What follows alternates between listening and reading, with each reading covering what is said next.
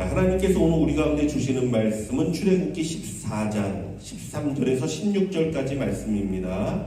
제목은 인생의 홍해를 만날 때. 출애굽기 14장 13절에서 16절까지. 출애굽기 14장 13절에서 16절.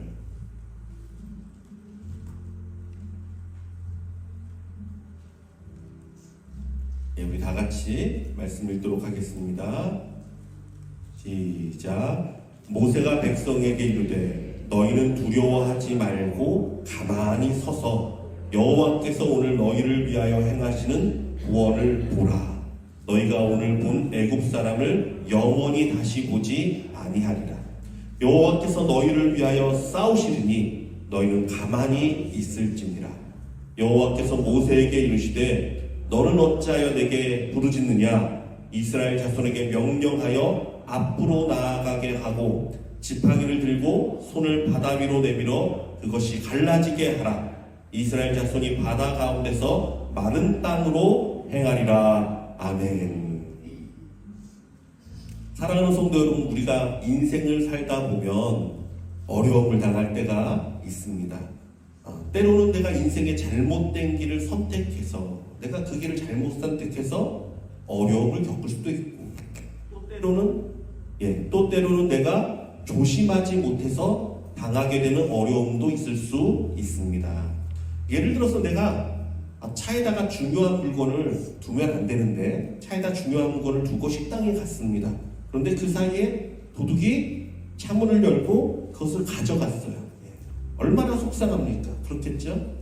하지만 내가 미리 조심하지 못해서 당한 부분도 있단 말이에요. 그렇죠? 내가 미리 그걸 잘 챙겼으면 내가 왜 그랬을까라고 생각할 수 있어요. 또 이런 경우도 있을 수 있죠. 내가 그렇게 드디어 그 꿈에 그리던 집을 마련을 하려고 하는데 집을 보러 다니는데 왠지 좀 오래됐지만 마음에 드는 집이 하나가 딱 있는 거예요. 눈에 딱 들어왔습니다. 근데 아내는 집을 보더니 집이 너무 낡지 않았냐고, 좀 잘 결정했으면 좋겠다고 얘기를 하는데 나는 무조건 여기가 좋다고 덜컥 계약을 했다고 생각해 보세요. 그랬더니 나중에 집에 가보니까 천정에는 물이 뚝뚝뚝뚝 떨어지고 바퀴벌레가 드글드글 거리고 비바람이 몰아치자 창틀이 막 떨어지고 그때 내가 아내 말 좀 들을 걸. 후회해도 이미 때는 늦었습니다. 자, 이런 경우는 뭐죠? 어려움을 만났으나 그 어려움의 이유를 내가 알잖아요. 내가 그 왜 어려움을 당했는지. 내가 그때 좀 다른 사람의 말을 좀 들었으면 그러지 않았을 텐데 생각할 수 있죠? 그때 내가 중요한 물건을 차에다 두지 말았어야 했는데 내가 잘못했구나 생각할 수 있잖아요. 그렇죠? 그러나 속상하고 마음 아파도 어쩝니까? 내가 잘못해서 벌어진 일이니까. 그렇죠. 그런데 여러분, 인생에는요 이거보다 더 어렵고 곤란한 경우를 만날 수 있습니다. 내가 잘못한 것이 아닌데도 겪게 되는 고통과 어려움이에요. 내가 실수한 게 아닌데, 내가 선택한 게 아닌데도 불구하고 어느 날 찾아오는 슬픔입니다. 어느 날 겪게 되는 고통과 어려움이 있을 수 있습니다. 전혀 예상하지 못했던 인생의 막다른 길입니다. 이것이 바로 우리 인생에 닥친 홍해입니다. 그래서 여러분, 본문의 출애굽 당시에 이스라엘이 만난 홍해를 생각해 보면 이 홍해의 특징 가운데 뚜렷한 특징이 하나 있습니다. 그것이 뭐냐 하면 앞에는 죽음의 바다, 홍해가 넘실거리고 뒤로는 바로의 군대가 막 쳐들어오잖아요. 전차를 타고 막 쫓아오는데, 죽이려고 쫓아오는데 도망가려고 해도 방법이 없습니다. 사방이 막혀 있습니다. 길이 없습니다. 홍해는 어떤 곳이냐면 내 인생의 막다른 곳, 길이 없는 곳, 방법이 없는 곳입니다. 그런데 사방이 막혀 있는데 우리가 봐야 할 특징 중에 하나는 뭐냐면요, 그들이 그곳에 원해서 간 게 아니라는 거예요. 그들이 원해서 그 홍해에 다다르지 않았습니다. 누가 인도하셨습니까? 하나님이 이끄신 거예요. 여러분, 이거 중요한 포인트입니다. 잊지 마세요. 하나님이 그들을 인도했습니다. 하나님이 그들을 이끄셨습니다. 구름기둥과 불기둥으로 인도해서 그곳에 딱 데려다 놓으신 분이 바로 하나님이란 말이에요.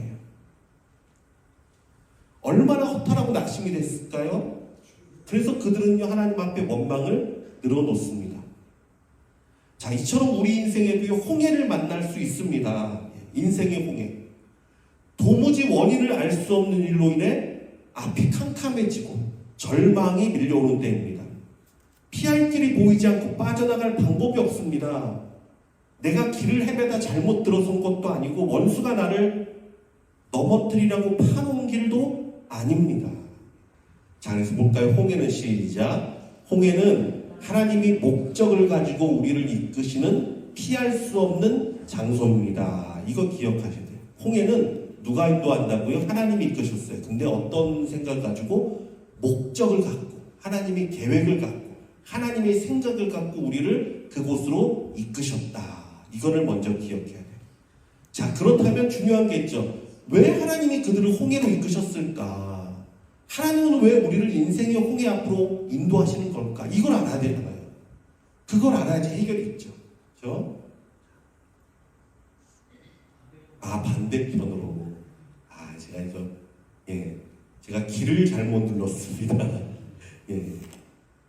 홍해는 어떤 곳이냐면, 하나님께서 나를 만나기 위해서 마련한 장소가 홍해입니다. 자, 하나님이 나를 이끄셨어요. 목적 갖고 첫 번째 목적이 뭐냐면, 나를 만나기 위해서. 자, 우리 출애굽기 14장 31절 같이 있습니다. 시작.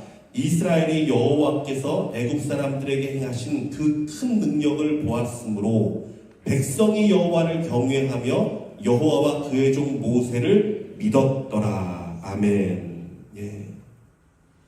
이 홍해 사건 제일 마지막에 나오는 성경 구절입니다. 여러분, 우리가 하나님을요, 하나님이란 존재를 지식적으로 알 수 있습니다. 하나님이란 분이 계시지. 그분이 뭐 아들을 보내셨고, 그분이 세상을 천지를 창조하셨다고 하셨지. 이렇게 지식적으로 알 수 있어요. 설교를 통해서도 알 수 있고, 아니면 다른 사람의 간증이나 이야기를 통해서도 알 수 있습니다. 혹은 내가 말씀을 보니까 그렇구나 라고 말씀을 통해서 지식적으로 받아들일 수도 있습니다. 그러나 여러분, 우리는 하나님을 지식적으로 아는 것을 넘어서 체험적으로, 경험적으로 아는 자들이 되기를 주님의 이름으로 부탁드립니다. 이게 중요해요, 여러분. 신앙은요, 만남이에요. 하나님을 만나는 거예요, 내가. 그 전능하신 하나님 앞에 내가 서는 것이 신앙이에요. 그 하나님을 체험해야 돼요. 그 하나님을 경험해야 돼요. 살아계신 하나님 앞에 내가 서야 돼요. 그게 진짜 신앙이에요. 머리로 아는 것 아닙니다. 넘어서야 돼요. 말로만 듣는 하나님이 아니라 내 인생에 개입하시고 구원을 행하시며 나를 건지시고 나를 살리는 전능한 하나님을 체험해야 합니다. 이 만남이 있어야 돼요. 그때 우리는요, 진짜 살아계신 나의 하나님을 경험할 수 있습니다. 지식적으로 아는 것은요, 의미가 없어요, 여러분. 지식적에서 멈추는 건 의미가 없습니다. 귀신들도 떠든다 그러잖아요, 성경에. 귀신들도 예수님 알아봤습니다. 심지어 여러분, 무당들도요, 예수 믿는 사람들은 알아봤어요, 옛날에. 용어만하는 무당들은요, 알아봤어요. 얼마 전에 우리 소금 나누는데 권사님들도 그 얘기 하시더라고요. 앉아있으면요, 예수 믿는 사람이 있으면 점을 못 본대요. 귀신이 역사 안 한대요. 제발 좀 나가라고 쫓아낸대요. 다들 경험했다 그러더라고요. 맞아요. 한 번은요, 저희 어머니가 얘기해 주신 거예요. 저희 어머니가 그 소시적에, 어렸을 적에 주일학교 가서 이제 어머니만 그때 교회를 다녔대요. 어머니만 가서 교회 다녔는데, 어느 날 마을에 용하다는 무당이 와서 구슬하는데, 이 무당이 뭘 했냐면, 방울 있죠, 방울 같은 걸 막 흔들면서 그 사람 앞에 가면 그 사람에 대한 이야기가 나온대요. 근데 나중에는 어느 정도까지 되냐면, 이 방울을 손에 썼는데 방울이 막 그대로 이렇게 공중에 떠 있더래요. 그 얼마나 무서워요, 사람들이. 그 앞에서 막 꼼짝도 못하는 거. 근데 저희 어머니가 이제 어렸을 때 저쪽에서 보니까 주일학교에서 배울 때 예수님이 왕이시고 우상은 아무것도 아닌데 사람들이 그 앞에서 벌벌 떠니까 화가 나더라는 거예요. 아주 막 달려가서 그 방울을 확 채가지고 땅바닥에 확 던져버렸대요. 어떻게 됐을까요? 땅바닥에 딱 떨어져 진흙탕에 탁 불러버리죠. 그게 무슨 힘이 있어요? 예. 그게 뭐예요, 사실은? 사단은요, 아무것도 아니 하나님 앞에서. 그랬더니 난리가 났습니다. 마을 사람들이 이제 얘는 큰일 났다고, 이제 저주받았다고, 큰일 났다고. 예, 그냥 그 오빠들하고, 예, 우리 어머니 그 할아버지도 이제 빨리 얘 가더라고요. 지금 방에다가, 예, 그냥 문 잠그고 딱 넣어놓으니까 그 귀신이요, 그 무당이요, 완전히 그냥 아무런 힘도 못 쓰다가 방에 들어가게 하고 문 닫고 그제요 또 이렇게 하더라는 거예요. 여러분 그렇습니다. 예. 아무런 힘이 없어요, 사실은. 예. 예수 앞에서는 아무런 힘도 없어요. 저는요 대학 때 낙도를 갔는데 작은 섬에 이제 전도하러 갔어요. 우리 낙도 선교회 대학 때 이제 활동을 많이 했으니까 거기서 귀신 들린 할머니 한 분 만났습니다. 근데 이 귀신 들린 분들이요, 저도 처음 알았어요. 그때 처음 봤어요. 말하다가 목소리가 바뀌어요. 예, 신접하잖아요. 그럼 목소리가 바뀌어요. 그러면 아주 소름 끼치는 소리가 나와요. 예, 정말 등골이 오싹해지는 소리가 나와요. 전도하고 있는데 그분이 갑자기 이상한 이제 정말 그 소리로다가 얘기를 하는데 뭐라냐면요, 이 얘기를 해요. 서울에 있는 모든 교회를 여기다 갖다 놔도 내가 이 섬에 한 명이라도 너에게 줄 줄 아느냐고 그 얘기를 하더라고요. 깜짝 놀랐어요. 야, 이 사단도 아는구나, 귀신도 아는구나. 그 얘기가 뭐죠? 누가 서울의 교회를 다 이 섬으로 다 끌고 온답니까? 아니에요. 사실은 예수 믿는 학생 한 명만 있어도 마귀가 부르르 떠는 거예요. 부르르 떠는 거예요. 나중에 정신이 돌아왔을 때 이분이 귀신에 사로잡힐 때가 있고 또 이제 떠나면 또 이렇게 제정신일 때가 있어요. 제정신일 때 이분이 하는 말이 그 얘기를 하더라고요. 육지에서 사는 자기 시누이는 교회를 다닌대요. 자기는 그 귀신을 이렇게 받아들이고 신을 영접했고 여기서. 그런데 자기가 꿈을 꿨는데 시누이가요 아주 아름답고 좋은 화려한 집에 들어가더래요. 근데 자기는 너무 초라하고 험한 그 초가집에 들어가더라는 거예요. 그러면서 하는 말이 자기도 안 돼요. 교회가 좋은 줄 안 돼요. 그게 좋은 줄 안 돼요. 근데 자기가 신을 받아들였을 때 이 섬에 교회가 없었대요. 자기가 몸이 되게 많이 아팠었는데 자기는 신을 받아들이고 건강해졌다는 거예요. 만약 그때가 교회가 있었으면 자기가 모르겠대. 그렇지만 자기는 이제는 신을 받아들였기 때문에 안 된다는 거예요. 그래서 더 얘기했어요. 할머니 아니에요. 할머니가 여기서 저를 만나고 이곳에서 예수님 이야기 듣는 거 예수님이 사랑하셔서 그런 거예요. 늦지 않았어요. 예수님 믿으세요. 근데 안타깝게도 복음을 잘 받아들이지 못하더라고요. 제가 이걸 보고도 알았어요. 귀신도 다 아는구나. 여러분 다 알아요. 예. 그러나 여러분 그것이 뭐가 중요합니까? 예. 이 하나님을 나의 하나님으로 받아들이고 그 하나님의 구원을 체험하고 그 능력을 맛보는 사람만이 진짜 하나님과 동행하고 하나님의 능력을 체험하는 거고 나의 하나님으로 받아들이는 사람이란 말이에요. 여러분 그래서요 신앙은 만남입니다. 내가 살아계신 하나님을 만나야 돼. 만나야 돼. 그분을 경험해야 돼. 그분의 은혜를 정말 느껴야 돼. 야, 이분이 날 정말 구원하시는 분이시구나. 예수님의 사랑이 이렇게 크구나. 나같이 못난 자, 나같이 부족한 자도 하나님이 이렇게 사랑하시는 분. 이거 진짜 깨달아야 돼. 예. 이게 진짜 신앙이에요. 그래서 하나님이요 때때로 우리를요, 하나님이 때때로 우리를 인생의 홍해 앞으로 이끄십니다. 왜 그렇죠? 그곳은요 사방이 막혀서 하나님만 바라봐야 되는 곳이거든요. 하나님이 아니고서는 어떤 도움도 얻을 수 없는 곳입니다. 그게 홍해란 말이에요. 오직 하나님의 도우심만 바라보고 간구해야 되는 곳이 바로 홍해 앞이에요. 그곳에서 우리는요 하나님께 부르짖고 하나님을 경험하게 됩니다. 예. 오직 하나님만 줄 수 있는 평안을 만나게 되는 것입니다. 그래서 하나님은 종종 우리를 인생의 홍해 앞으로 이끄십니다. 자, 두 번째, 홍해는 하나님의 영광을 나타내기 위한 최적의 장소입니다. 예. 출애굽기 14장 17절 같이 있습니다. 시작. 내가 바로와 그의 병거와 마병으로 말미암아 영광을 얻을 때야 애굽 사람들이 나를 여호와인 줄 알리라 하시더니. 예. 여러분, 하나님의 특기가 뭔지 아십니까? 하나님이 제일 잘하는 것, 하나님이 제일 기뻐하는 것. 예. 하나님의 특기. 하나님의 특기는 이거예요. 가장 작고 가장 쓸모없는 것에서 가장 놀라운 하나님의 역사를 나타내십니다. 할렐루야. 예, 참 놀랍죠. 예. 광야에 길을 내시고 사막에 강을 내시는 분, 이게 하나님의 특기예요. 예.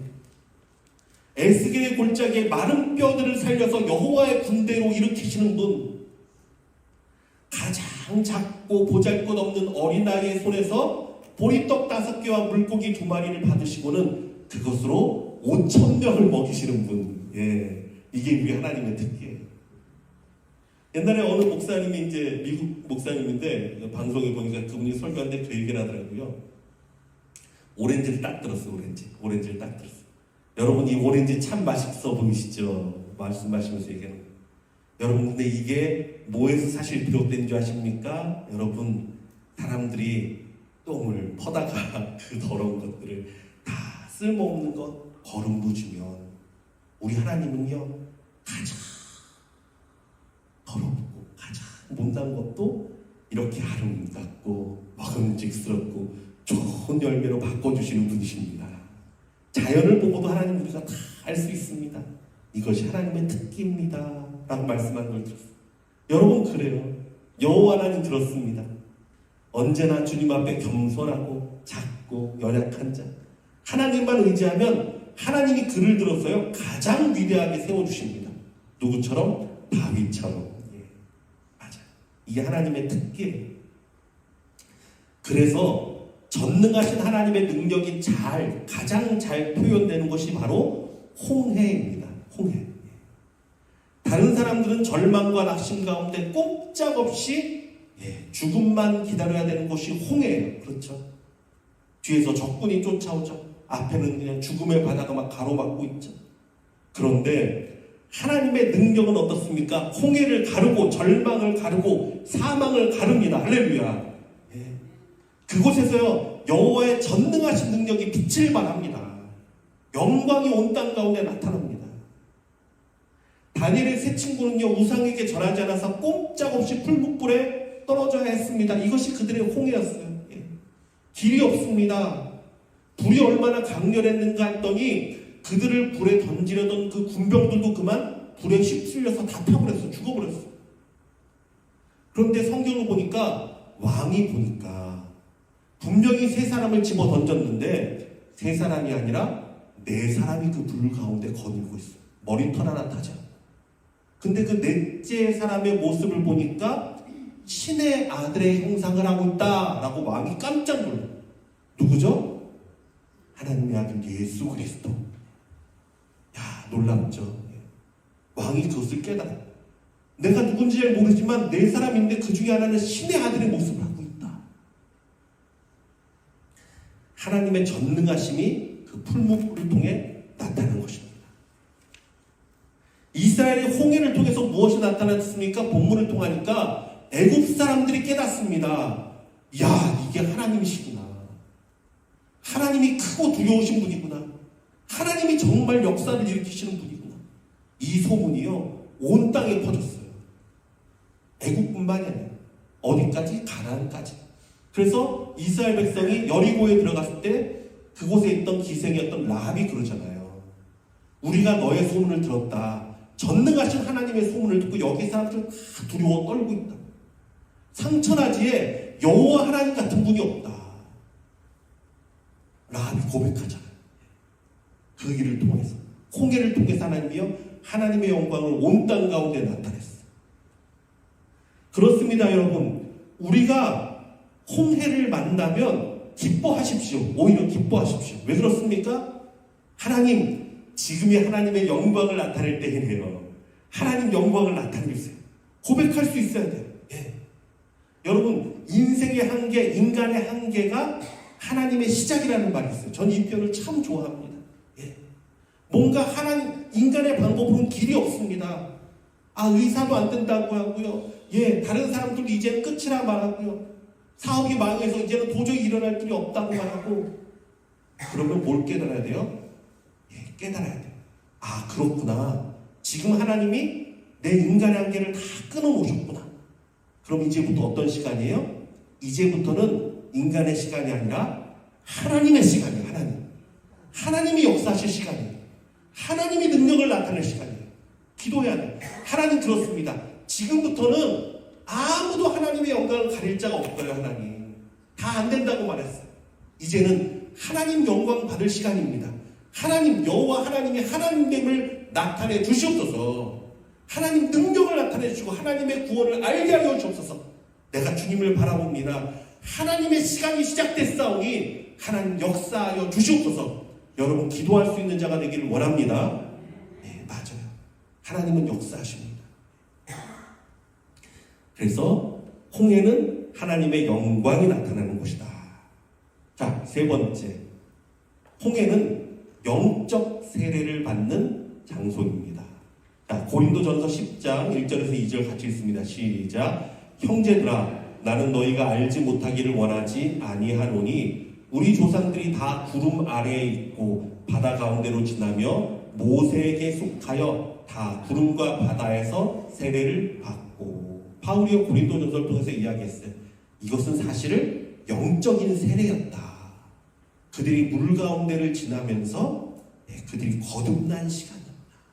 하나님의 백성으로 거듭나는 영적인 세례가 그 가운데서 행해진 것이다 라고 말하고 있습니다. 맞아요. 이스라엘 백성은요, 홍해를 경험하고, 다시 말해서 하나님을 경험하고 하나님의 전능하심을 능력을 경험하고 나서는요, 물 가운데를 지나서 새로운 백성, 거듭난 삶을 살게 되었습니다. 할렐루야. 이 홍해가 바로 예수 그리스도의 보혈과 예수님의 세례를 상징하는 것입니다. 여러분 이것과 마찬가지입니다. 여러분 우리들도요, 인생의 홍해를 통해서 진짜 하나님을 만나고 진짜 거듭난 심령이 되는 거예요. 여호와 하나님이 나의 진짜 구원주시니 내가 주의 십자가의 보혈을 이제 정말 믿습니다. 주의 성령으로 내가 거듭난 자입니다. 이제는 내가 옛날의 삶이 아니라 정말 주님을 체험한 자, 예수 그리스도의 보혈의 능력으로 살아가는, 내 힘이 아니라 주의 능력으로 살아가는 사람이 되겠습니다.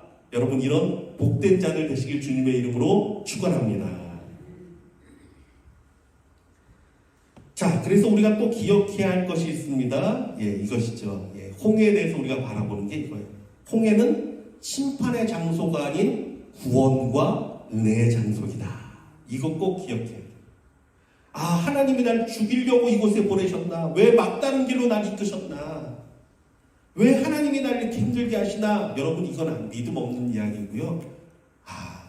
홍해는 심판과 정죄와 사망의 장소가 아니라 구원과 은혜의 장소구나. 하나님의 영광을 나타내기 위한 장소구나.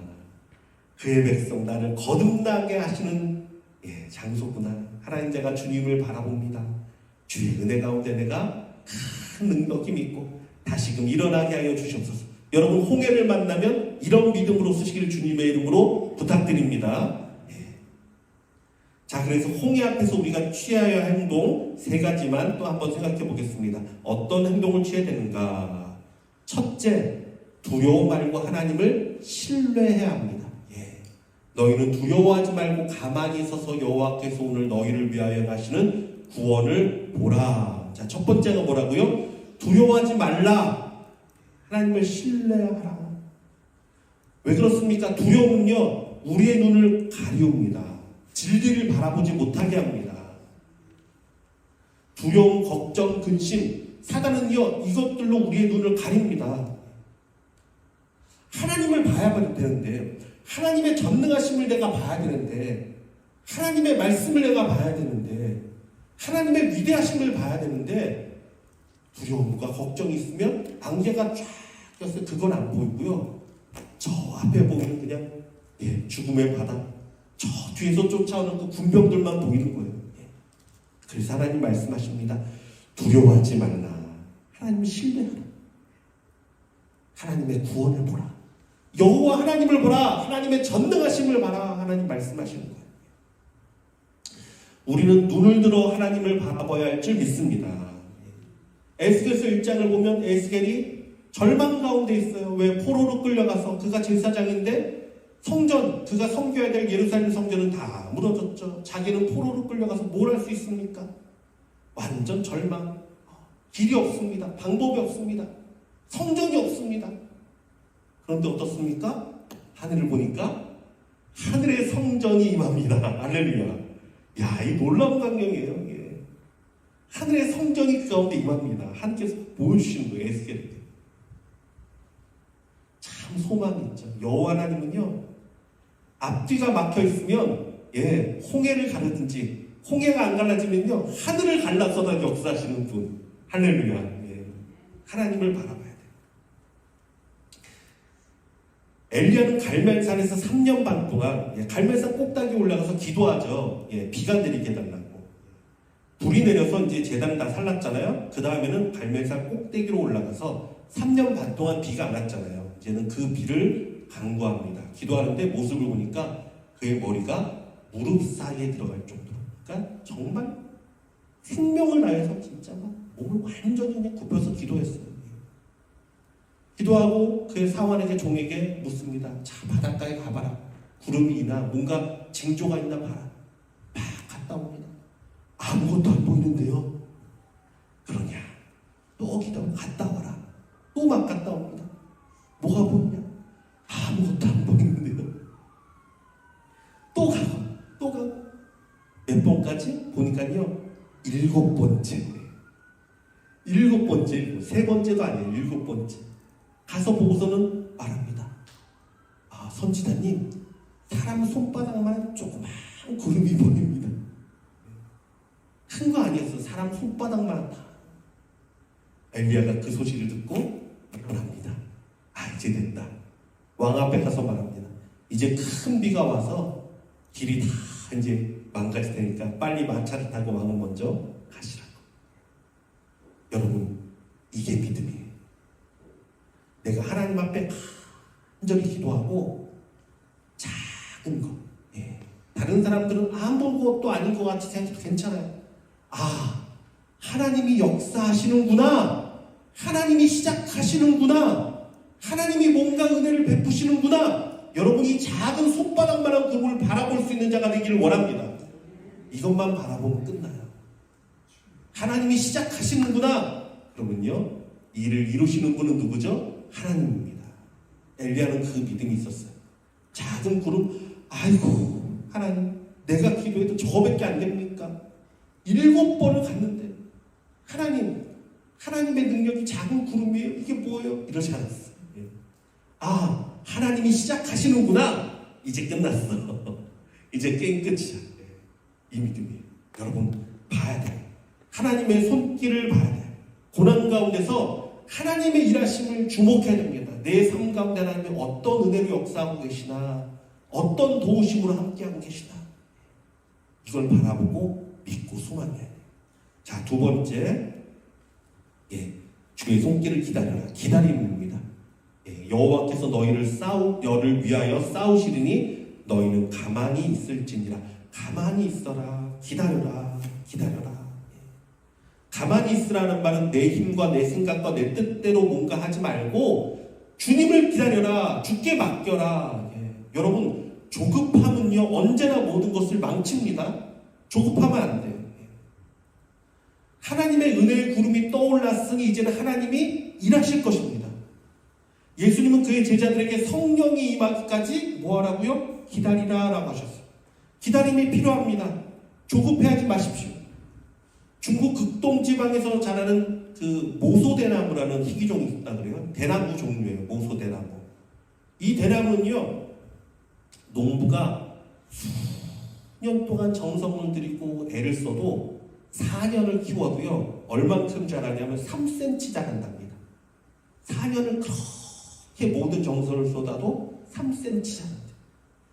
하지만 이 대나무가 5년째 되기 시작하면 하루에 30cm씩 자란대요. 그래서 6주 만에 15m 이상 자라서요, 그곳이 그냥 빽빽한 대나무 숲이 되어버리고 만듭니다. 참 놀랍죠. 그런데 어떻게 이 6주 동안 그렇게 폭풍 성장을 할 수 있는가 봤더니 이 대나무가요, 씨앗이 움트고 나서 4년 동안은요, 땅 속에서 수백 제곱미터의 뿌리를 쫙 펼친대요. 위로 자라는 게 아니라 뿌리를 계속 펼친대요. 뿌리를. 그래서 이 나무는 사실 성장하지 않는 것이 아니라 땅 속으로 깊게 단단하게 뿌리를 내리는 거예요. 그리고 나서 5년째 되면 위로 솟아오르는 거예요. 여러분, 우리도 마찬가지입니다.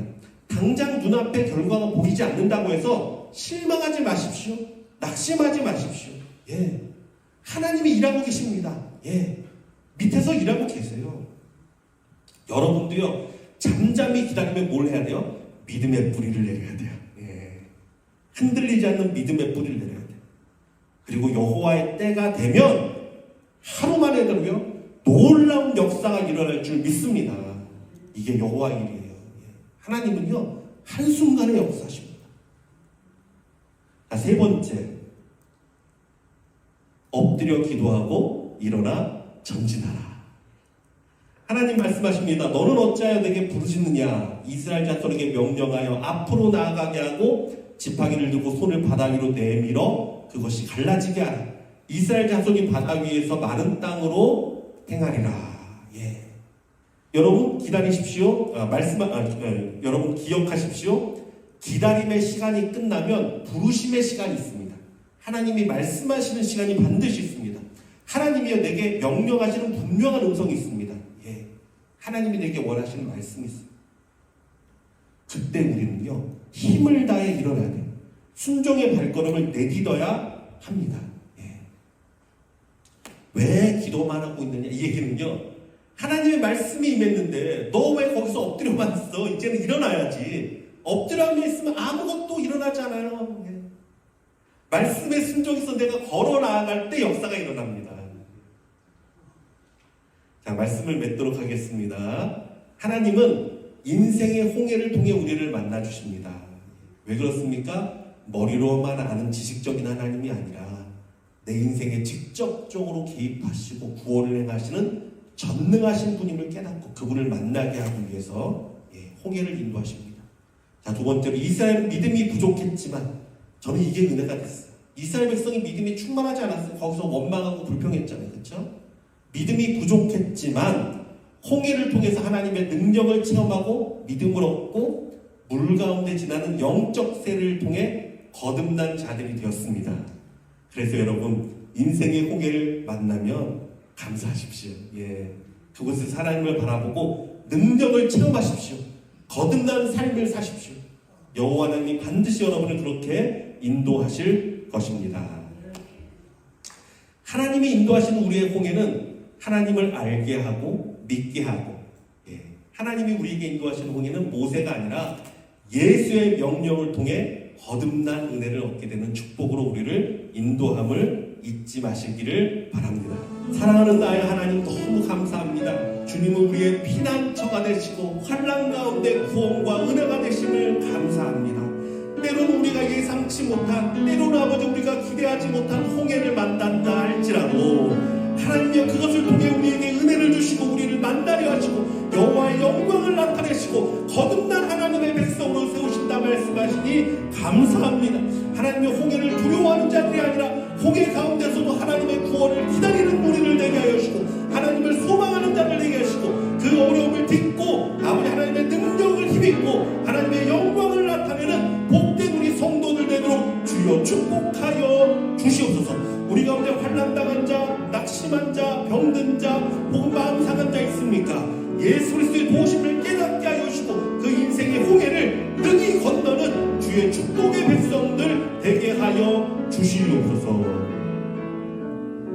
지금은 우리 구주 예수 그리스도의 은혜와 하나님의 극진하신 사랑과 성령의 위로 감동 역사하시는 충만하신 은혜가 언제나 우리를 생명의 곳으로 인도하시고 우리를 거듭나게 하시고 주의 능력을 나타내기를 기뻐하시는 우리 같은 작은 자를 통해서 하나님의 영광을 나타내시는 그 구원을 바라보고 어떠한 상황에도 주님 바라보고 기다리며 그 소망으로 나아가고자 하는 여기 모인 모든 하나님의 백성들과 우리 선교사님과 이 땅과 열방 가운데 지금부터 영원토록 항상 함께 계시기를 축원하옵나이다. 아멘.